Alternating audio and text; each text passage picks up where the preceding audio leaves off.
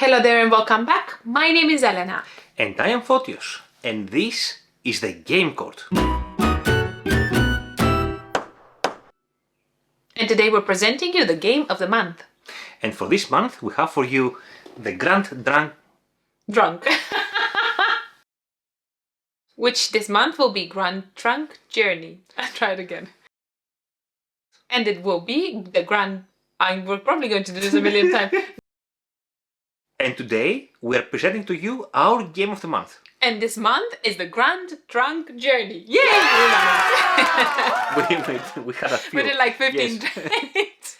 It's a bit of a weird name to pronounce, isn't it? Oh well, I don't know what Grand Trunk is, but it's apparently a journey. The Grand Trunk Journey is a game designed by Claude Sirois, Je m'appelle Claude.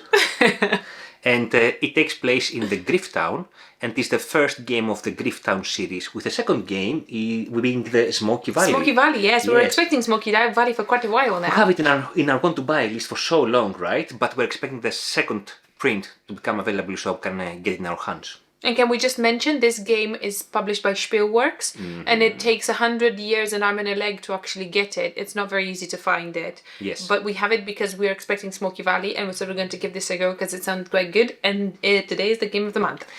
And it might not be very easy to find it, as Elena said, and we apologize for that. I'll present you a game that is not very easy to find, but we really like this game. We very much like it. Do you not want to hear about a game that's absolutely amazing? Amazing, but you cannot play? And you cannot play? Seriously though, if you find a copy somewhere of a friend, or if you find a second-hand copy that you can buy, don't hesitate, grab it, because as you will see in our review, this game is amazing. And if you have watched any of our previous videos, you will know already that we enjoy hefty, tight industry manufacturing games, economic manufacturing games, and this is one of these. The official description on BGG... On where? On BGG. The BGG. BGG. And if you don't know, BGG stands for... The Board Game Geek, yes. The BGG. The official site is as follows. Run your rail company efficiently in this pick-up and delivery fest with a twist. And I think the main twist is... What is the main twist of this game, sir? I'm not sure what is the main twist, what they mean by the twist, but it has several twists, the game, I would say. I can tell you what one twist is, and it's one that I really like. They don't really use money in this game. That's also correct, yes. And they use a time tracker instead of money, so you spend kind of time rather than... A bit like Patchwork, where you can use time points instead of money or any other resources. Which is super awesome, and this is how you calculate where you want to go, what you want to do, if you want to give your opponent advantage, and I think that's quite thinky and quite clever. This is a training game, and some people may say, you know, no, it's not a training game because you don't lay track. Yes, but this is a training game because you have small trains and you travel from point to point using rail tracks. Plus, there's a train on the cover. Exactly, so this is a training game. This is an economic training game. And this is also a pick-up and delivery game. Right? So you go to a city, you deliver, and then you pick up what that city offers, basically. And this is also a hand management game. It's a very clever, I would say, hand management game. That you have some cards for your train and for your cars, and also some cards that can be used in multiple ways, either as destinations or as actions or discounts, in many cool ways.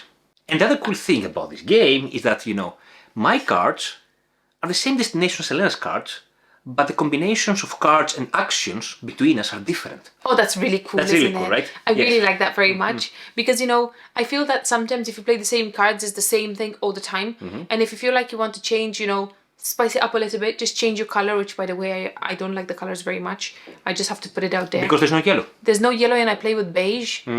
However, in this game, I would say you don't have to play with a particular color. Because the cards are different, exactly, isn't it? So you can change your color. That way you change your cards as well. So you play a different game every time. So different cards is one part of our ability in the game, I would say. And the map starts with some ports open. I think there are 4 ports, and there are 4 cities that are open in the beginning of the game. But as the game progresses, one of the actions is to develop and to open more cities. And when a city is open, basically you take that card from the site that you have put aside at the beginning of the game and put it into your deck. So it's sort of just to like develop your deck a little bit, isn't it? Yes. You cannot slim it down, but I don't think the idea is to slim it down. I think the idea is to just improve your deck, isn't Correct. it? It's also some deck building there. And it's very cool because, you have to decide which city you want to open, because that city will give you a particular card, whereas it will give a different card to your opponent. The same destination again, but different combination of destination and action. And that's open information, isn't That's it? open information, yes. And this player has a very, very beautiful, very wonderful play rate that has all the information in there. Very beautiful. Very beautiful. And although I have to agree that this is mainly a pick up and delivery game, because what you do on an action is you move automatically. It's a must. You have to move. And you have to make it in a way that you can pick up and you can deliver, and then you can pick up. So that's the main thing that you do every round. Move, deliver, pick up. You have to and do it. change some carriages as well, if you have to change carriages. If you do have carriages available, but that's the main idea of the game. A very cool aspect of the game is, apart from the normal delivery and the pickup that you can do a special delivery, like an in-time delivery. Just-in-time delivery. Just-in-time delivery, they're called. Yeah. So they do run across the time track at the top, and they do kind of cover a few of these days, a few of these timestamps. So you have to time yourself in a way that by the time you actually open the city, if it's not open in time, you get there, you have whatever you want to deliver, because it's a special delivery that they want, these cities, and that will give you plenty of points if you deliver obviously in time. And it's a first come first serve. So if you are not there in time, then that's you, and you'll just have to wait for the next one if you time yourself right. And I think some of them are quite small. They cover only like one space, like one day. Some of them are big, like 3 or 4 days. But the small ones give you a lot of points. Yeah. And this is how I won. Yeah, these special deliveries give you, at the point you deliver, 3 to 7 points, which is actually quite cool. But apart from that, each destination, either city or port, accepts one type of good. And there are 4 types of good in the game. There's coal, there is wood, there is iron, then there is steel. The steel is only accepted in the ports, because they want to build the ships, obviously. Yeah. Whereas the other 3 are accepted in different cities, and this is another variability aspect of the game, because at the beginning of the game you assign different tiles on each city. So Richmond, for instance, it would accept coal in this game, but wood in the other game. And each city allows you to load the other goods, or one of the other goods that it doesn't accept for delivery. And as you deliver these different goods, they award you different stuff. So if you deliver steel to a port, that's 3 points imminently. That's easy. Whereas if you deliver coal, it doesn't do anything per se at the time, but later on allows you to upgrade your locomotive to a fast locomotive. Whereas if you deliver iron, then the city gets some steel, and then you can pick up the steel as well. Whereas if you deliver the wood, yes, you advance on a track, and this track gives you some points for some cards at the end of the game. What are Can I just correct you there? Yes. I think that's mainly a multiplier. So you go up a track that represents a multiplier for the cards that you get. Yeah. And these cards are either like a one-off or a continuous thing that it gives you like perks and benefits in the game. Sometimes it's like delivering early or delivering after the day has passed for the special deliveries or just-in-time deliveries. Sometimes, what else do? They do many things, and they're like a deck of them. So they're just perks and benefits for the game themselves. And the more cards you have, and the higher you up on the track when you deliver wood, the more points you get. Yeah, so you can get up to 7 points per card, and there are, I think, 3 cards per player per game. So in a 2-player game, there's only 6 cards there, so it's first come, first served. They don't replenish or anything. You snooze, you lose. You get 6 cards, the other one gets nothing. And this is another aspect of variability of the game, because there are plenty of these cards there, and only 6 come out for a 2-player game, whereas I think there are, I don't know how many, maybe 14 cards of them. So again, different cards come out every game, so it makes your strategy different. Talking about variability, I think it's very important to mention that this game is quite sneaky. So some of the cards give you the ability to move what the city actually accepts. So you can move the tiles, you can exchange 2 tiles in between cities. So if you, for example, have wood and the city that you can get to does not have wood, you can just, if you have the right card, obviously, because it's a matter of luck to some extent, because you have to have the card in your hand if you take it, then you can exchange the tiles, and you can deliver wherever you want to deliver. Bish bash bosh. Yes, there is a matter of luck indeed, but there is also some mitigation in the sense that apart from the main action that you mentioned, that you must move and deliver and pick up, there's also the, let's say, the lesser action of just discarding some cards and drawing some cards from your deck, which costs you 1 day, but it's a way to go through your deck if you don't have the cards that you need. Yeah. Because one aspect of the game that we didn't really mention yet, if you want to go to a particular city, you have to have that city card. The destination. It's like brush, right? You want to build somewhere, you have to have that location. So you put that location in front of your locomotive, and then you can travel there. And how many links you use to travel there is how many time points, days pass, yes. Now this game plays from 2 to 4, okay? And actually it plays very well at 2 and 3. That's why we got it. Exactly, because we really like playing games at 2 and 3. And also, it's not a very long game. The box says 60 to 120 minutes, and I think that's accurate, right? I would say that, the length of the game increases as the player count increases, because everybody has to reach the end of the time track, that is. So it can go up to 2 hours for a 4-player game, but I think for a 2-player game it's just over an hour, maybe 75 minutes max, which is a very reasonable length for this game. Setup is not particularly bothersome either. It's very good, yes. It's quite straightforward. You just have to put the tiles along the track and just set up the cities with the little tiles, and that's kind of it. Yes, exactly. And you don't set up everything. You just have to set up some things in the cities. But it's pretty straightforward. You don't have a board. You don't have players. You don't have meeples. You don't have any resources. You start with nothing. In front of you, there is nothing. All the game is played on the main board. That's it, which I think is quite good. The only thing you have in front of you is basically your locomotive and the cards. So you have a deck of cards, I think 20 cards, out of which 8 stay outside anyway. That's it. It's pretty straightforward to set up, maybe 5-6 minutes to set up if anything. Rulebook is actually quite good as well. And explanation is very good as well. Yes. Very quick explanation. Exactly. Because, Yeah, we didn't mention that. It has very simple rule set, right? Like very easy to understand, concepts that you are familiar with if you play this kind of games. Nothing extra out ordinary. of the or extraordinary, or nothing really exceptions of the exceptions of the exceptions, really. It's very easy to explain, to teach to somebody, and very, very satisfying to play as well. Yays and nays. Okay, let's start with the yays. I didn't ask. I will start, it's fine. Okay. My first DA is that I really appreciate that they use a different concept apart from just, exchanging money and points. You just get points. I don't think there's at any point you lose points. They use time points and they use no money, which I really, really like. I like that it's a different... Most of the games just rely on points and money, but I really like this concept. There is a way to lose points, actually. If you deliver something that's not in demand... Oh, yeah, but that's like super minimal, yes, if anything. I mean, if you have to do this in a game, it would be maybe once maximum if you didn't really plan well. But yes, if you really want to unload something, to load something else in your car, because, your car can only carry a finite number of carriages, right? Depending on its force. And this is another way to upgrade your stuff, your locomotive. Yeah.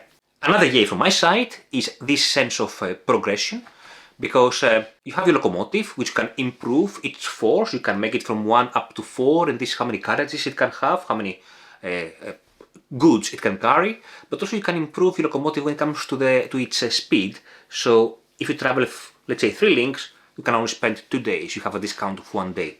So you can improve this aspect as well.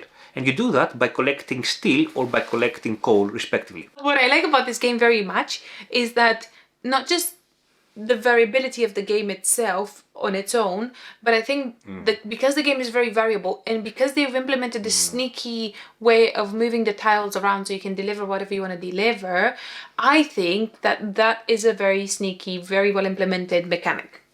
That's actually very nice to say. Yes, I Thank completely... you. If I may add on that, yes, there is variability. No, that's my idea. Please don't piggyback on my ideas. There is variability in the cards, there is variability how the board is set up, there is variability, we said it earlier, in the cards that you get the advancement, the technologies if you wish. There is a lot of variability in the game, small aspects of variability, but they make the game quite different. Another aspect of the game that I really like is the simplicity in scoring. At the end of the game, there are 3 things that you can score.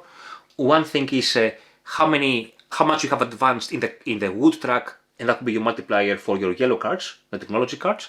Then I think you have set collections of wood, iron and coal, and each set of 3 gives you 3 points.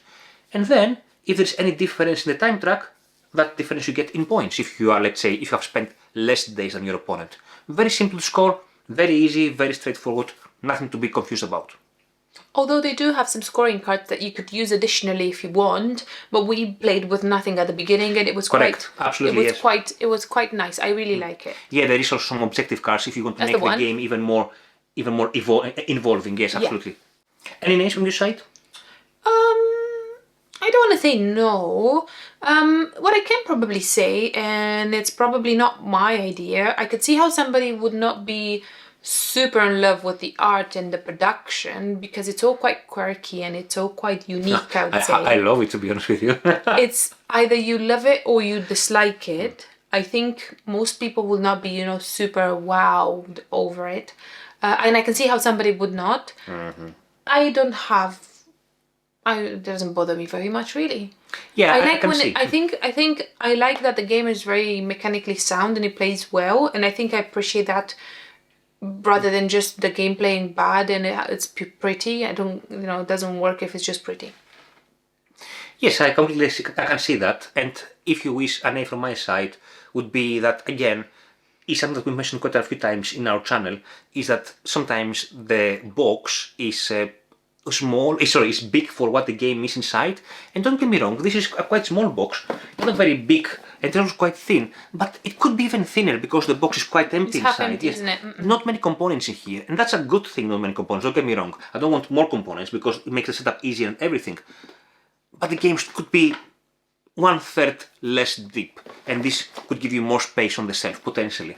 But this is a very minor thing, I would say. I don't think I have much to complain, but I think a game cannot be perfect, so it's always like the little nitty-gritty that add to the beauty of the game. Yeah, just hope that this game is more widely available, really, for more people to enjoy it. I hope somebody picks it up and does a reprint, because it's a good game. So when it comes to other game recommendations... You took me by surprise there. Yes, I know, I was not right? expecting that at all. So I will not really say one game if I may, but I will say a few games because I really like how this game integrates aspects of other games I really like, or it reminds me of other games. You can only choose one. I will choose 4. No, one. I will choose 4, right? Please. Okay, I'll go first. You Patchwork. go first. Patchwork, exactly. Patchwork. That's Done. the one, yes. So this Done is the time deal. aspect, right? Correct. The time aspect comes from Patchwork. We also see it on Australia, right? Yes. So the bigger the action you do, the further you advance, so your opponent might take consecutive turns in a row. That's a very good aspect. It really reminds me of Brass, how you play your cards if you want to go destination there. Yeah, but in Brass you build rail. You build rail. It really so it's a training game.